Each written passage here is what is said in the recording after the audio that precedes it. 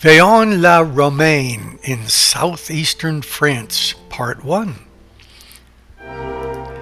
As soon as you approach the city, the Count's castle looms over what it used to command. You can tell that's where the boss used to live. This area has been inhabited since the Bronze Age. At the end of the 4th century, the upper city of Vaison became the capital of a Celtic tribe, the Vacanti, or the Vacanei. I'm not quite sure how that would be pronounced. But in the Roman period, it became one of the richest cities of the area. There were invasions by the barbarians, the Burgundians, the Ostrogoths, and Clotaire first king of the Franks in 545, and that's when it became part of Provence. The town is actually in two sections. The old one up on the hill where during the Middle Ages the inhabitants would go to escape invaders. It was a better vantage point as well as the protection of the walls and the rulers of the area. I guess they figured, hey, I support your lavish lifestyle. The least you could do is keep the invaders from killing me. From the 18th century, most of the population had actually moved back down to the plains by the river area. At first, the town seems just like a nice little French town, like the ones you might see in a BBC comedy like London Calling. You know, a nice, relaxing, quiet place where nothing much to see, but it does hold a few surprises. For those who shop, I won't say there's a lot of shopping area there, and especially not in the high price range, but there are a lot of the smaller shops you can go to. The town guard cats are always watching. The best view of the town, of course, is when you go up to the upper areas.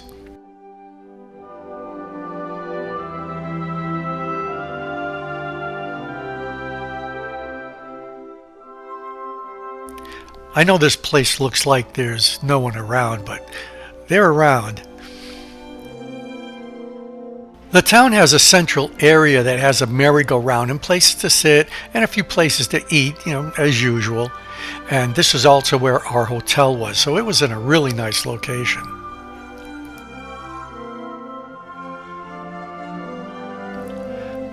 The parish of Vaison la Romaine, or Our Lady of Nazareth Cathedral, dates from the 11th century, and this used to actually be the center of the medieval city, which eventually sort of outgrew it, because now it seems like it's more on the outskirts of the central area.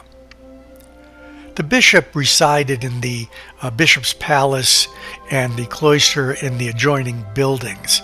It was built in the 11th century on the site of a Paleo-Christian building and then rebuilt the following century. Its architecture is a fine example of provincial Romanesque arts. One of the characteristics is the presence of ancient remains being reused during the construction. You can walk around the building and actually see old Roman columns being used as the foundation.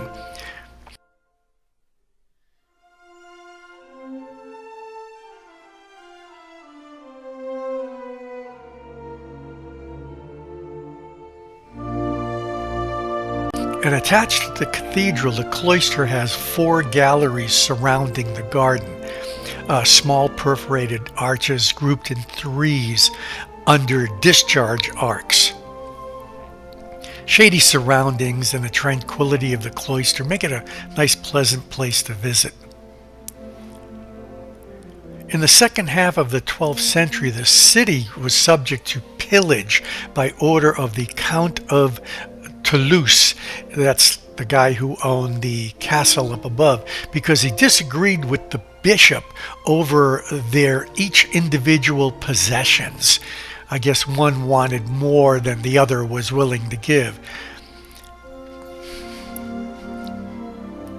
After that slight disagreement between the count and the church, He decided to pillage the town and then build himself a castle up on the hill in the new upper section, which we will go up to in the second half.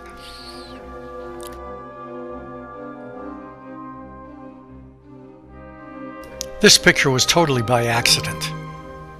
The Saint-Quenin church is near an old burial ground and is dedicated to Saint-Quenin, a bishop of Vaison in 556 to 578, who was canonized in 1205 and is the patron saint of the city. It's a Romanesque building built in the second half of the 12th century, and the nave was rebuilt between 1630 and 1636. The site was occupied during the Roman period by a necropolis, which has many ruins, which will be in a different video.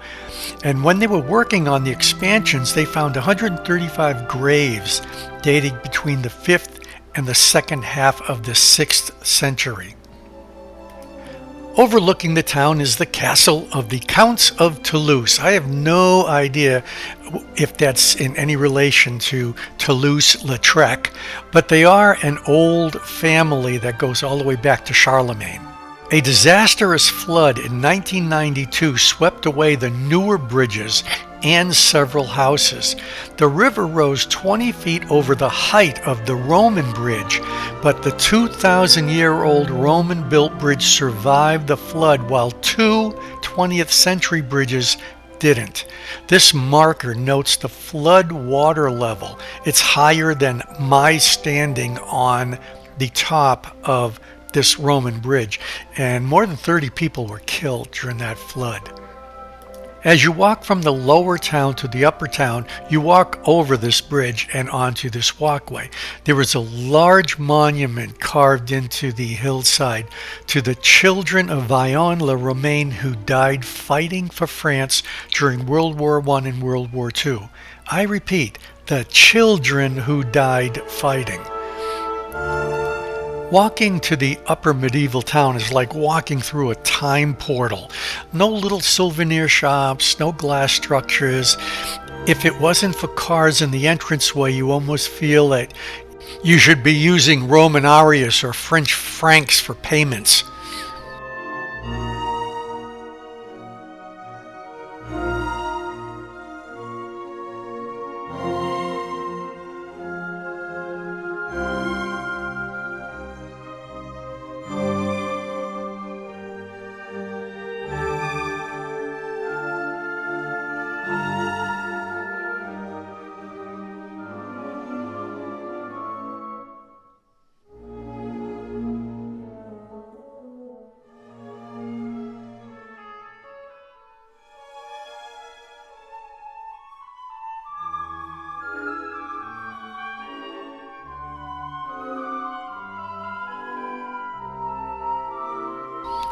When you look at the lower town, you can see why the population ran up here for protection.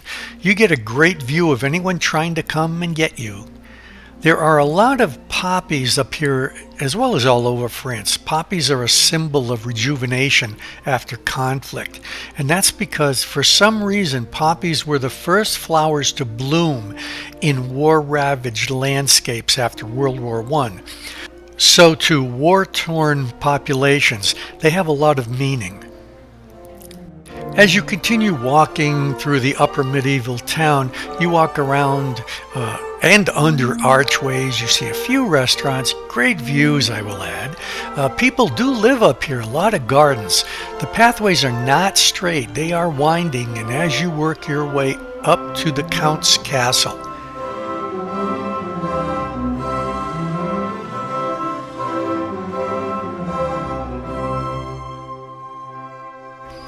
being from a city, when I come to these places, I always wonder, what do people do for work? I still don't know.